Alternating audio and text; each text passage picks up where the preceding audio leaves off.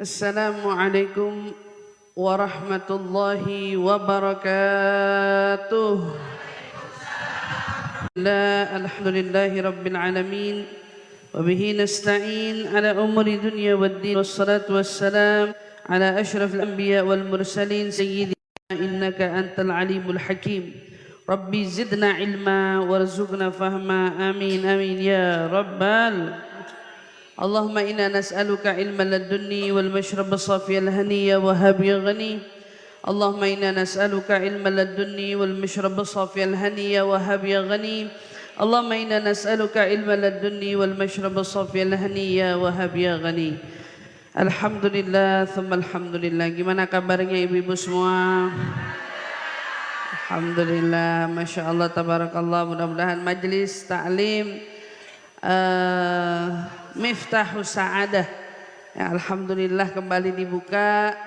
Mudah-mudahan insyaallah menjadi pembuka lagi jalan kebaikan kita, yang kembali Allah bukakan pintu hati kita, yang mudah-mudahan insyaallah dengan terbukanya jalan-jalan kebaikan ini Allah permudah jalan-jalan kita menuju jalan memperbaiki diri kita insyaallah. Amin amin ya rabbal alamin. Alhamdulillah. Orang hidup itu kan gak lepas dari kesalahan. Tiap dari orang yang hidup pasti dalam hidupnya pernah terjatuh dalam kesalahan. Dan memang disinilah perannya Allah Subhanahu wa Ta'ala ingin menunjukkan kepada kita belas kasihannya, belas kasih sayangnya, belas ampunannya yang Allah berikan kepada kita. Dengan apa? Dengan lemahnya diri kita ini. Kita gampang digoda, gampang dipancing, gampang di apa lagi? Gampang disinggung, gampang dibuat nangis, gampang dibaperin. Kira-kira begitu apa tidak? Siapa di sini yang gampang baper orangnya? Ya. Kalau bicara tentang baper, kayaknya hampir semua orang ya hari ini nggak sanggup aja bawaannya kalau lihat ada orang yang apa? Yang nyinggung dia. Kenapa? Pernah nggak kita bertanya kenapa ya? Saya kok kalau ketemu orang cemberut dikit bawaannya kesel. Pernah nggak kita nanya saya kok kenapa ya kalau ngelihat orang mukanya nggak enak dikit rasanya pengen marah. Ternyata ibu-ibu lebih serem dari yang saya bayangkan. Ya, ala kulli hal. Ya, pernah nggak kita nanya kan sama diri kita begitu? Kenapa ya kok saya jadi orang tuh baperan banget gitu? Nggak boleh ada orang yang nggak nyapa langsung hati berkata-kata. Iya kan? Orang yang nggak nyapa kita yang ngoceh mulu di hati. Kita yang terus-menerus mendatangkan dugaan-dugaan yang salah di dalam hati kita. Ala kulli hal, dalam itu semua kita perlu sadar bahwa Allah Subhanahu wa Ta'ala menempatkan kita pada titik yang lemah karena Allah ingin menunjukkan bahwa Dialah adalah zat yang maha kuat dari segalanya. Kenapa Allah tempatkan kita menjadi hamba yang kesannya mudah menjatuhkan air mata? Karena Allah ingin menunjukkan bahwa satu-satunya tempat kalau kamu lagi sedih datangnya harus kemana? Allah. Allah menunjukin sama kita, gak apa-apa jadi orang suka sedih, terus tiba-tiba merasa tersinggung. Yang gak boleh yang mana? Sedih, kagak ngaji. Itu kan yang gak boleh. Waktu ditanya, si ini kemana? Dia nggak datang ngaji ternyata karena sedih. Dia nggak datang ngaji karena nggak dapat perilaku yang dia mau. Dia nggak datang ngaji misalnya karena dapatkan apa yang diharapkan oleh hatinya untuk dia dapat. Kalau sampai ada respon yang seperti ini, maka udah pasti ini respon yang salah. Jadi begitu ada orang tahu dirinya tahu saya ini orangnya gampang sedihan. Emang bawaan dari sononya begitu. Ya.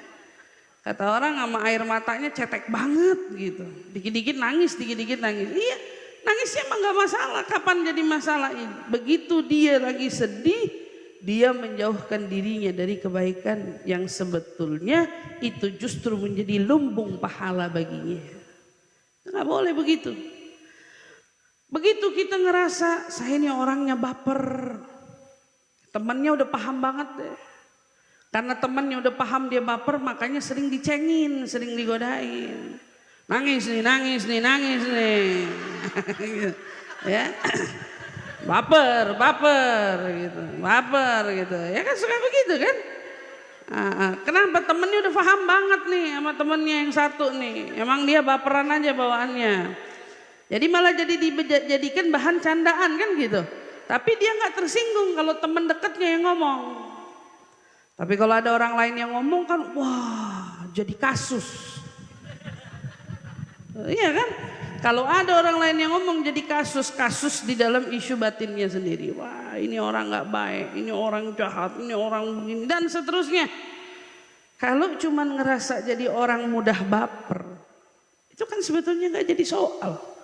Emang kita yang suruh belajar gimana mengelola diri kita ini biar jangan nggak jadi orang yang gampang baper. Tapi kalau untuk urusan kapan Ustazah jadi dosa nih baper, kapan orang jadi dosa nih baper? Begitu kan dia banyak suudzonnya. Begitu gara-gara baper dia jadi mutus silaturahminya. Kapan dia jadi dosa? Begitu gara-gara bapernya dia jadi kagak mau nyapa orang-orang di sekitarnya. Gara-gara baper pengennya di ngertiin aja. Gara-gara baper pengennya difahamin aja. Jangan mentang-mentang baper pengennya dilembutin mulu. Kamu baper orang kamu baper orang kesel. Kamu baper orang mengkel. Biasanya orang yang paling peka sama bapernya orang dia baper juga. Gitu, dia yang paling peka nih pasti ngambek nih, pasti ngambek. Nah ini dia juga tukang ngambek. Karena udah paham banget tuh. Tapi ala kulli hal, kita perlu paham di situ jangan sampai karena adanya kekurangan dalam diri kita justru salah langkah. Namanya orang hidup, Ustazah tahu nggak kekurangannya? Saya banyak kekurangannya. Justru dengan kita mengetahui kekurangan kita jadi bisa memperbaiki diri. Yang bahaya kan begitu kita nggak tahu kekurangan, ngerasa bener aja dirinya, ngerasa bener aja perbuatannya. Ini yang bahaya. Karena sekelas orang yang tidak menyadari akan kekurangannya itu berarti dia sudah masuk kelas-kelas. Tapi harga diri nomor pertama itu kata iblis. Gitu kan? Yang bahaya kalau ada orang sampai ngerasa kamu punya kekurangan, kayaknya kagak ada ya. Bahaya nggak begini? Bahaya. Begitu orang ada ngerasa dirinya bener terus, bahaya. Ini udah masuk ke dalam jaringan syaitan. Kita nggak mau begitu. Justru siapa dari kita yang makin hari makin nyadar, kayaknya saya nih orangnya baper ternyata. Kayaknya saya nih orangnya agak sombong sedikit adanya. Kayaknya saya orangnya nih agak-agak pengen dihargain gitu orangnya. Itu kan kekurangan kan. Jangan dianggap kelebihan kan. Yang mana dengan hadirnya kekurangan itu kita jadi belajar. Ya Allah, kenapa pengen banget dihargain? Emang kita tomat di sono di pasar. Nah, tomat ada harganya. Kalau kita nih manusia, kita patut dihargai. Makanya jangan minta dihargai oleh manusia juga. Yang paling tahu nilainya manusia itu Allah sendiri yang menciptakan manusianya.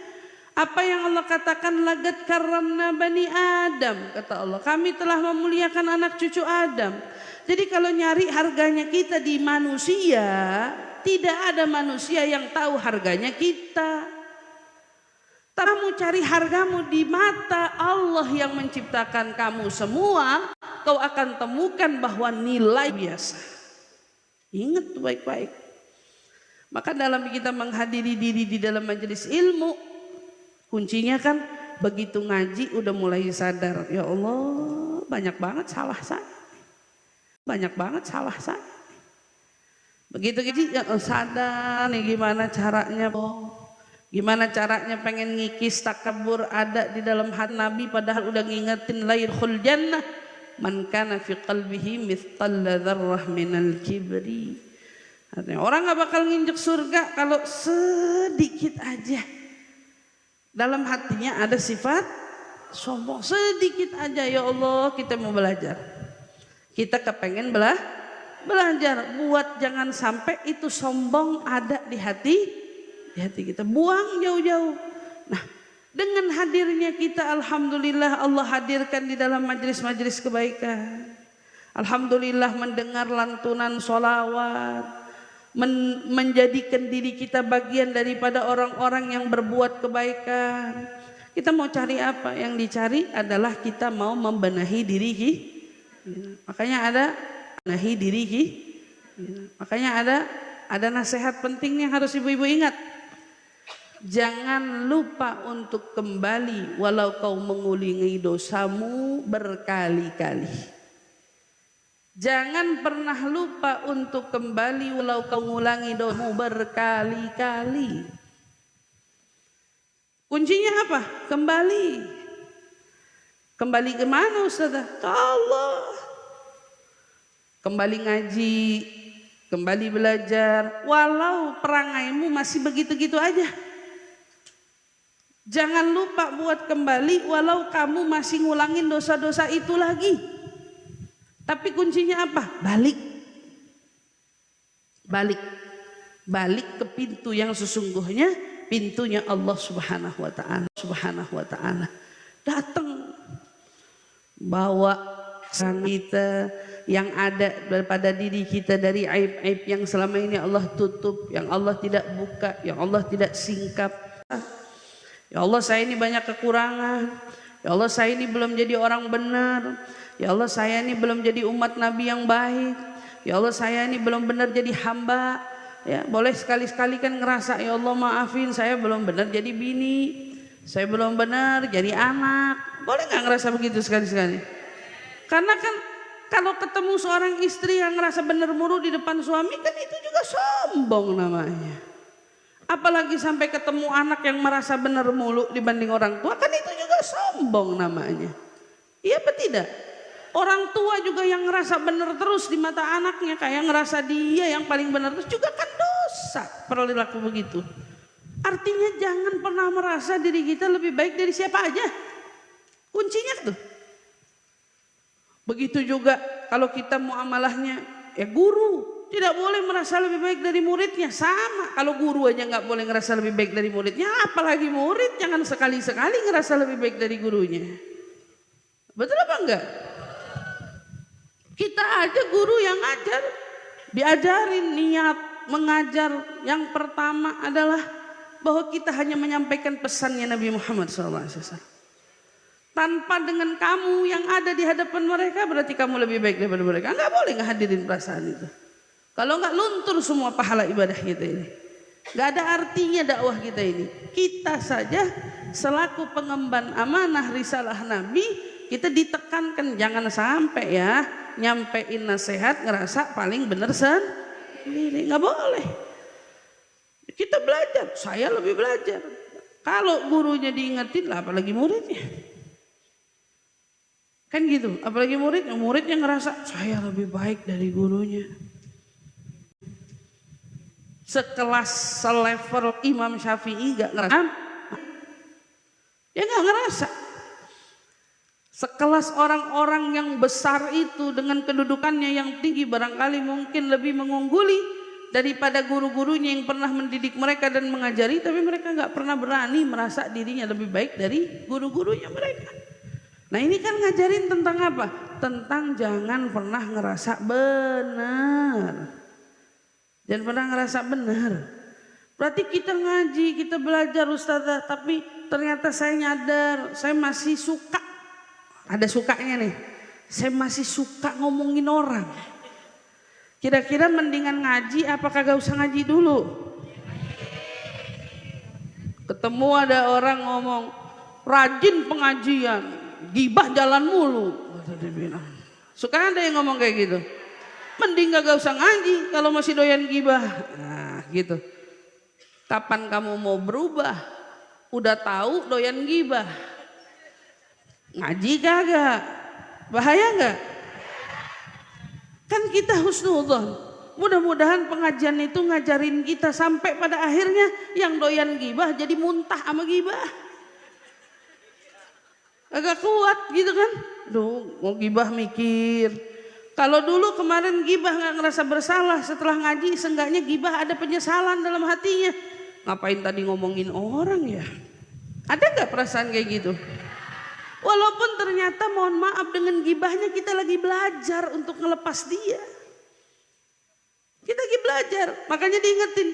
Jangan pernah lupa untuk kembali. Walau dosa itu kau ulangi berkali-kali. Balik. Kita udah lama. Berapa lama Bu libur ngaji? 2 bulan.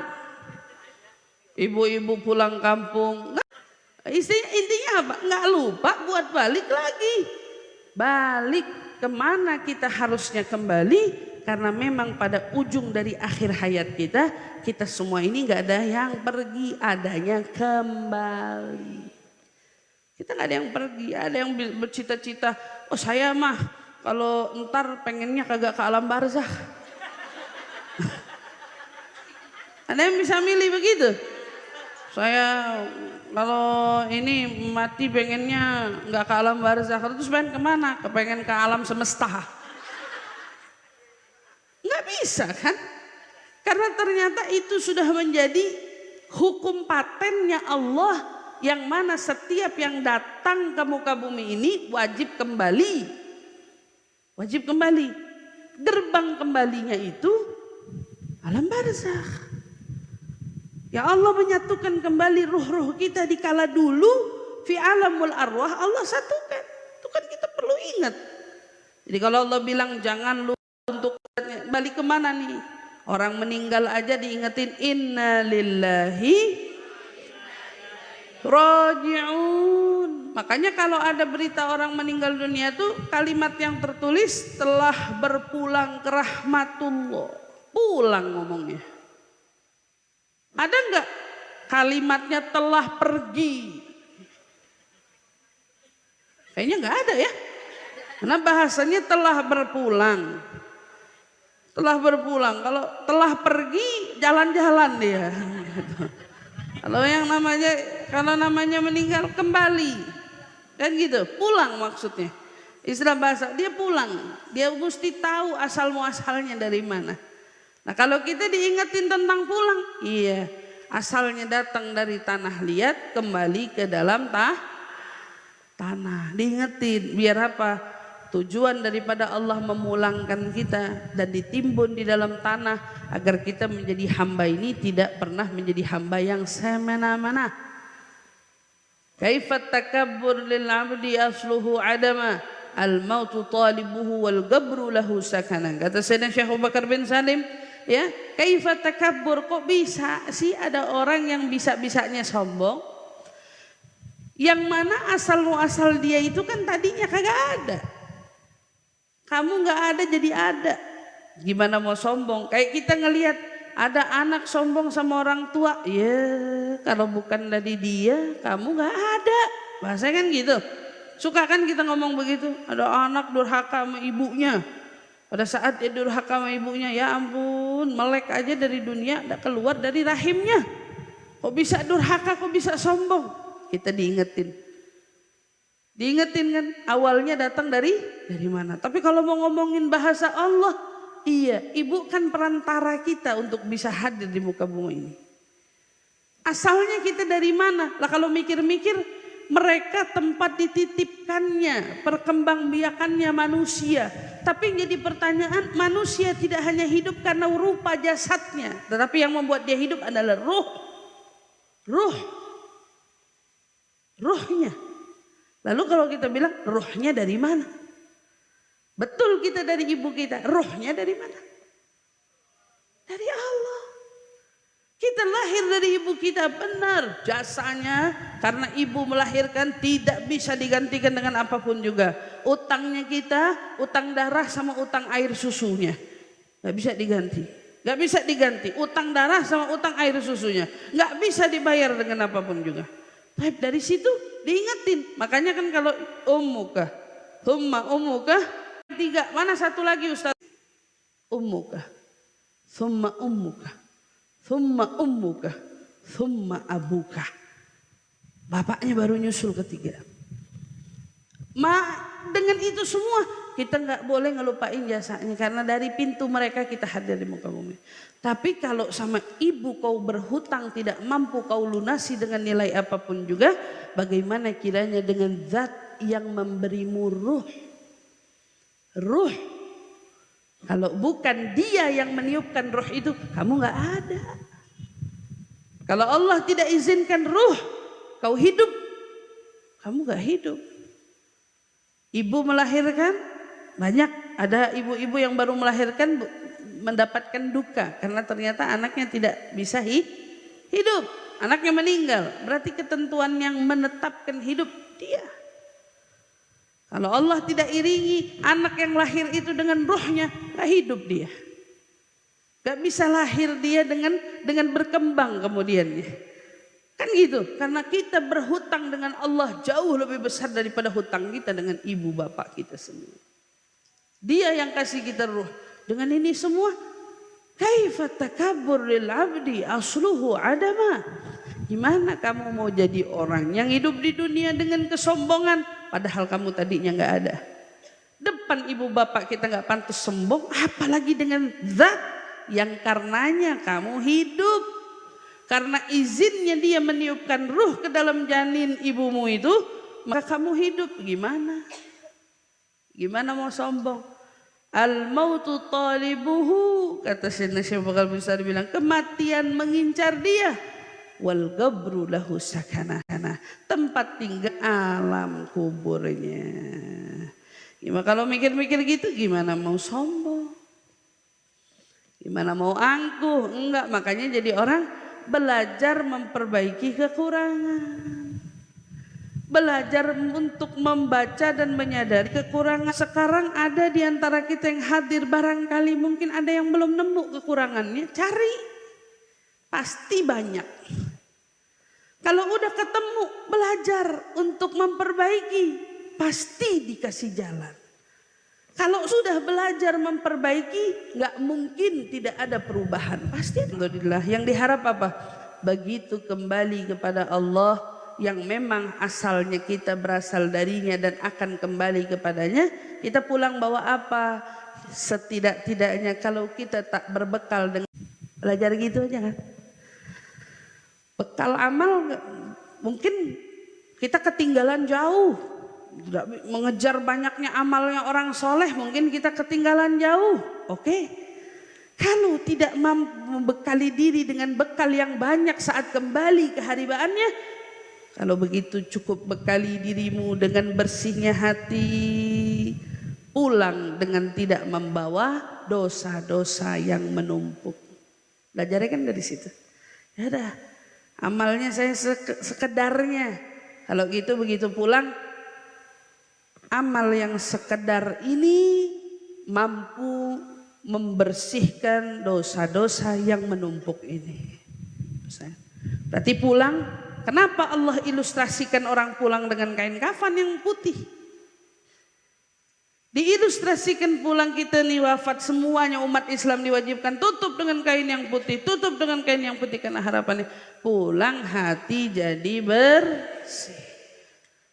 Pulang hati jadi bersih. Nggak boleh ada lagi kotoran di dalamnya. Karena gambarannya Allah kasih bersih. Ada orang pengennya jangan putih, hijau aja. Karena kebetulan sukanya warna hijau, bisa apa kagak? Pengennya jangan itu, misalnya kayak ustazah hitam mulu bajunya. Kalau gitu nanti request wafat maunya hitam juga, bisa apa kagak? Karena hukumnya dari sana putih. Nabi mencerminkan juga yang putih. Ngajarin apa? Dari kain yang putih tak bernoda itu, yang dimaksud pulanglah dengan hati yang bersih. tanpa adanya noda-noda dari dosa hati. Kita sifat-sifat kita yang insya Allah mudah-mudahan walau bawaannya dari sana air matanya cetek, bawaan dari sananya orangnya baper, tapi setidaknya dia tahu kapan dia harus baper. Setidaknya dia tahu kapan air matanya harus tumpah. Seenggaknya dia juga belajar ternyata sombong gak boleh dipiara. Dia harus ingat begitu. Dengan itu semua insya Allah mudah-mudahan Allah pelihara dan Allah jaga kita semua. Ya insya Allah Allah pertahankan kebersihan hati, pikiran-pikiran yang selama ini mengganggu diri kita di dalam memperbaiki diri. Semuanya dengan apa? Dengan minta bantuan izin Allah Subhanahu wa taala. Yang mudah-mudahan majelis taklim satu persatu kembali dibuka. Insya Allah satu persatu belenggu di dalam hati kita kembali dilepaskan oleh Allah Subhanahu wa taala. Penyakit-penyakit dalam hati kita semakin disingkirkan oleh Allah Subhanahu wa taala. Mudah-mudahan hati kita diganti dengan cinta, dengan rahmat, ya, dengan maaf, dengan ikhlas, dengan tawadu, insya Allah. Dan lagi diharap hati kita dipenuhi dengan apa? Hati kita dipenuhi dengan tawakal. Insya Allah itu modal kita semua yang insya Allah mudah-mudahan gak ada satu kita yang wafat kecuali mudah-mudahan Allah wafatkan kita dengan husnul khatimah. Dan kita gak lupa doain majelis kita, majelis taklim Miftahus Sa'adah, pimpinan dari Ibu Is. Ya insya Allah mudah-mudahan Bu Is mau memperluas majelisnya. Kita doain mudah-mudahan majelisnya cepat luas. Ya cepat mudah-mudahan perbaikannya insya Allah semakin luas dan terus meluas. Semakin banyak orang yang bisa mendapatkan kebaikan dan kemanfaatan yang menjadi amal jariah baginya dan bagi segenap keluarganya insya Allah. Amin ya rabbal alamin. Teruntuk kita semua mudah-mudahan Allah semangatkan kita, istiqamahkan kita. Mudah-mudahan ikut nanti acara saya pada tanggal 24. Yang belum mungkin daftar tadi mungkin sudah dihimbau ya, sudah diingatkan ya. Insya Allah mungkin siapa yang mau ikut saya sarankan untuk ikut. Kenapa? Karena di dalam seminar itu kita akan membahas tentang adanya rahasia di dalam hati yang mungkin selama ini kamu tidak ketahui. Yang mungkin selama ini kamu nggak tahu. Insya Allah kita akan uraikan itu di sana. Mudah-mudahan insya Allah bermanfaat. Dan yang mau ikut yang sudah daftar sampai ketemu di sana, yang barangkali belum daftar insya Allah segera mendaftar insya Allah. Terima kasih Ibu semua untuk segala perhatiannya. Kita bacakan suratul Fatihah. Kita doakan yang sakit-sakit Allah angkat penyakitnya. Allah berikan kesembuhan, disehatkan badannya, para guru-guru kita Ustazah Aluya, Ustazah Nur, dan insya Allah mudah-mudahan kembali lagi kita beristiqomah di dalam majlis persatuan burdah kita. Insya Allah mudah-mudahan semuanya, enggak gurunya, enggak muridnya, bisa sama-sama istiqomah. Insya Allah bisa terus menyiarkan dakwah Nabi kita Muhammad sallallahu alaihi wasallam. Ala hadiniya wa kullu niyatin salihah. Allahumma rabban nas adhibil bas, ishfi anta syafi wa afi antal ma'afi, la shifa illa shifauka شفاء لا يغادر سقما ولا ألما يا كافي يا وافي يا حميد يا مجيد ارفع عنا وعنهم جميعا كل تعب شديد واكفنا واكفهم من الحد والحديد والمرض الشديد والجيش العديد واجعلنا يا رب واجعلهم نورا من نورك وعزا من عزك ونصرا من نصرك وبهاء من بهائك وعطاء من عطائك وحراسة من حراستك وتأييدا من تأييدك يا ذا الجلال والإكرام والمواهب العظام أسألك أن تكفينا وتكفيهم جميعا من شر كل ذي شر إنك أنت الله خالق الأكبر وصلى الله تعالى على سيدنا محمد وعلى آله وصحبه وسلم يا ماء زمزم يقرئكم السلام ويقول لك ألا تضرني ويقول لك أن تكوني شفاء من كل داء على هذه النية وكل نية صالحة جامعة شاملة وإلى حضرة النبي الفاتحة. بسم الله الرحمن الرحيم الحمد لله رب العالمين الرحمن الرحيم مالك يوم الدين إياك نعبد وإياك نستعين اهدنا الصراط المستقيم صراط الذين أنعمت عليهم غير المغضوب عليهم ولا الضالين آمين آمين يا رب العالمين. Terima kasih Ibu semua untuk segala perhatiannya, kurang lebihnya mohon maaf. Assalamualaikum warahmatullahi wabarakatuh.